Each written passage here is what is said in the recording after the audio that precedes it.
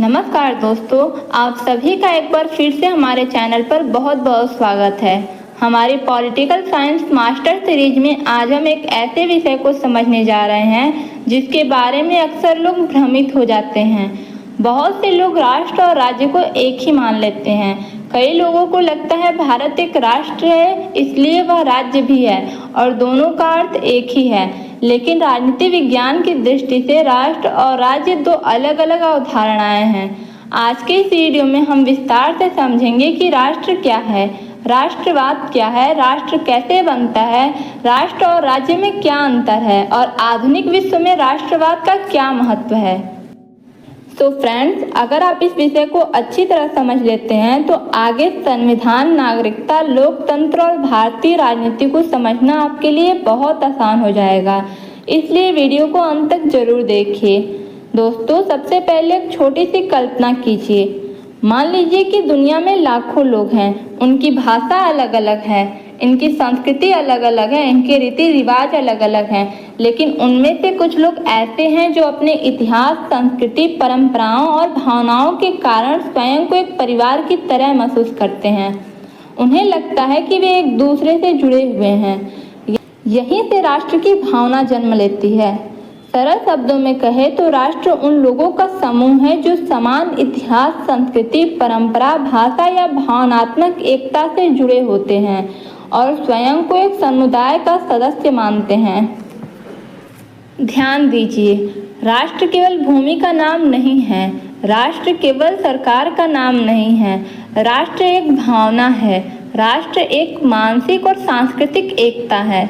यही कारण है कि राष्ट्र को समझने के लिए केवल नक्शा देखना पर्याप्त नहीं होता है, बल्कि लोगों की भावनाओं को भी समझना पड़ता है। तो फ्रेंड्स, अब प्रश्न ये उठता है कि राष्ट्र बनने के लिए किन तत्वों की आवश्यकता होती है। हालांकि सभी राष्ट्रों में एक जैसे तत्व नहीं होते, फिर भी कुछ महत्वपूर्ण बातें सामान्य रूप से देखी जाती है। सबसे पहले आती है साझा ऐतिहासिक विरासत।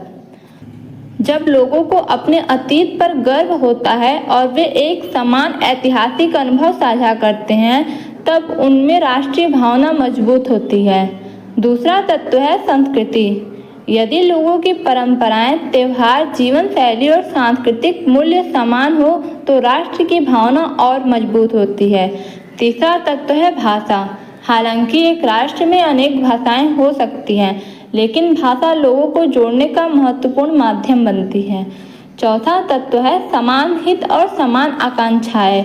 जब लोग एक बेहतर भविष्य के लिए मिलकर कार्य करना चाहते हैं, तब राष्ट्रवाद की भावना विकसित होती है।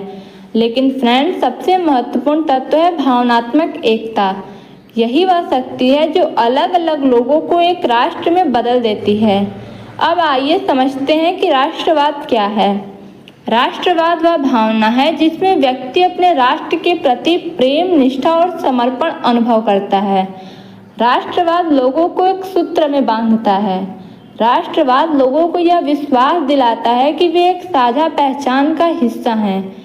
जब कोई नागरिक अपने देश की उन्नति, सुरक्षा और सम्मान के लिए कार्य करता है, तब वह राष्ट्रवाद की भावना का परिचय देता है। लेकिन यहाँ एक बात समझना बहुत आवश्यक है। सच्चा राष्ट्रवाद दूसरों से घृणा करना नहीं सीखता। सच्चा राष्ट्रवाद अपने राष्ट्र से प्रेम करना सीखता है, अपने कर्तव्यों का पालन करना सीखता है, अपने देश को बेहतर बनाने के लिए कार्य करना सीखता है। अब एक महत्वपूर्ण प्रश्न है, राष्ट्र और राज्य में क्या अंतर है। तो फ्रेंड्स, यही वह विषय है जहां सबसे अधिक भ्रम होता है। राज्य एक राजनीतिक संस्था है। राज्य के 4 आवश्यक तत्व होते हैं: जनसंख्या, निश्चित भूभाग, सरकार और संप्रभुता। इन चारों के बिना राज्य की कल्पना ही नहीं की जा सकती। दूसरी ओर राष्ट्र मुख्य रूप से भावनात्मक और सांस्कृतिक एकता पर आधारित है। राष्ट्र के लिए सरकार होना आवश्यक नहीं है। राष्ट्र के लिए संप्रभुता होना भी आवश्यक नहीं है। राष्ट्र लोगों की भावनाओं से बनता है, जबकि राज्य राजनीतिक संगठन से बनता है। एक और महत्वपूर्ण अंतर यह है कि राज्य एक कानूनी संस्था है, जबकि राष्ट्र एक भावनात्मक संस्था है। राज्य कानून के आधार पर चलता है, जबकि राष्ट्र भावनाओं और सांस्कृतिक एकता के आधार पर विकसित होता है। अब एक उदाहरण से इसे समझते हैं। भारत एक राज्य भी और एक राष्ट्र भी।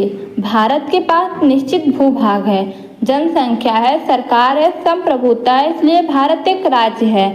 साथ ही भारत के लोगों में राष्ट्रीय एकता की भावना भी है, इसलिए भारत एक राष्ट्र भी है।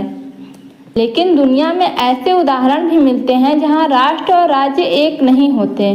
कुछ राष्ट्र ऐसे रहे हैं जिनका अपना स्वतंत्र राज्य नहीं था और कुछ राज्यों में अनेक राष्ट्रों के लोग रहते हैं, इसलिए राष्ट्र और राज्य को समान मानना सही नहीं है। दोस्तों, अब हम भारत के संदर्भ में राष्ट्रवाद को समझते हैं। भारत एक अत्यंत विविधतापूर्ण देश है। यहाँ अनेक भाषाएं हैं, अनेक धर्म हैं, अनेक संस्कृतियां हैं, अनेक परंपराएं हैं, फिर भी भारत एक राष्ट्र है। क्यों? क्योंकि विविधताओं के बावजूद भारतीयों में एक साझा राष्ट्रीय पहचान है। हम सभी स्वयं को भारतीय मानते हैं, यही भारत की सबसे बड़ी शक्ति है। भारत की स्वतंत्रता के आंदोलन में भी राष्ट्रवाद ने महत्वपूर्ण भूमिका निभाई थी। जब लोगों ने अंग्रेजी शासन के विरुद्ध संघर्ष किया, तब पूरे देश में राष्ट्रीय चेतना का विकास हुआ। लोगों ने यह महसूस किया कि वे एक साझा राष्ट्र का हिस्सा हैं। इसी राष्ट्रीय भावना ने स्वतंत्रता आंदोलन को शक्ति प्रदान की। तो फ्रेंड्स, आधुनिक युग में राष्ट्रवाद का महत्व और भी बढ़ गया है। राष्ट्रवाद नागरिकों को एकजुट करता है। राष्ट्रवाद राष्ट्रीय विकास में योगदान देता है। राष्ट्रवाद लोगों में जिम्मेदारी और कर्तव्य की भावना उत्पन्न करता है। लेकिन राष्ट्रवाद हमेशा संतुलित और सकारात्मक होना चाहिए। यदि राष्ट्रवाद कट्टरता में बदल जाए तो वह समाज के लिए हानिकारक भी हो सकता है। इसलिए हमें ऐसा राष्ट्रवाद अपनाना चाहिए जो प्रेम, सम्मान, एकता और सहयोग पर आधारित हो। अब आज की पूरी चर्चा का संक्षिप्त सार समझ लेते हैं। राष्ट्र लोगों की भावनात्मक और सांस्कृतिक एकता का नाम है। राष्ट्रवाद अपने राष्ट्र के प्रति प्रेम, निष्ठा और समर्पण की भावना है। राज्य एक राजनीतिक संस्था है, जबकि राष्ट्र एक भावनात्मक समुदाय है। राज्य के लिए जनसंख्या, भूभाग, सरकार और संप्रभुता आवश्यक, लेकिन राष्ट्र मुख्य रूप से लोगों की साझा पहचान और भावनाओं पर आधारित होता है। भारत एक ऐसा उदाहरण है जो राष्ट्र और राज्य दोनों है। दोस्तों, मुझे उम्मीद है कि अब आपको राष्ट्र, राष्ट्रवाद और राज्य के बीच का अंतर पूरी तरह समझ में आ गया होगा। अगली वीडियो में हम चर्चा करेंगे सरकार क्या है, सरकार की आवश्यकता क्यों पड़ी और सरकार के प्रमुख प्रकार कौन कौन से हैं। यह विषय भी राजनीति विज्ञान की दृष्टि से अत्यंत महत्वपूर्ण है। इसलिए अगर आपने अभी तक चैनल को सब्सक्राइब नहीं किया है तो जरूर कर लीजिए। वीडियो पसंद आया है तो लाइक कीजिए, अपने दोस्तों के साथ शेयर कीजिए और कमेंट करके जरूर बताइए कि आपको यह सीरीज कैसे लग रही है। मैं आपसे मिलूंगी अगली वीडियो में। तब तक के लिए धन्यवाद। जय हिंद।